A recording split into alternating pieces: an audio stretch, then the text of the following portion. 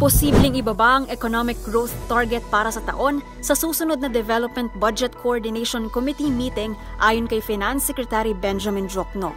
Ito'y matapos bumagal ang gross domestic product rate ng bansa sa 4.3% sa second quarter sa gitna ng pagsipa ng inflation rate at matataas na interest rates. Dagdag pa ni Diokno, hindi raw nakatulong ang mas mababang paggastos ng gobyerno.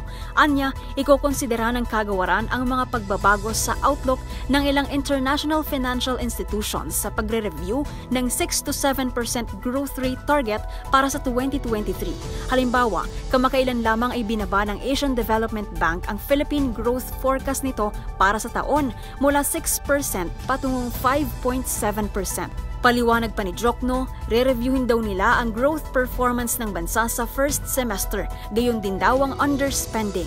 Tatalakayan din daw ng ahensya ang mga posibleng nawala sa kita ng bansa dahil sa ilang mga panukalang posibleng hindi maaprubahan ngayong taon. Samantala sa kabila nito, sinabi ng kalihim na may mga paraan pa rin kung paano mapondohan ang panukalang national budget para sa 2024 na nagkakahalaga ng 5.7 trillion pesos. Anya, maaari raw imungkahi na magbawas sa public expenditure side.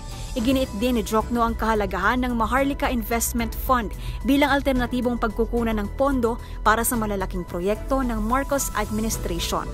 At yan ang MBC Network News. Mula sa kauna-unahan sa Pilipinas, DZRH, ito si Pamela Adriano. Tuloy-tuloy sa pagbabalita, tuloy-tuloy sa serbisyo. Sama-sama tayo, Pilipino.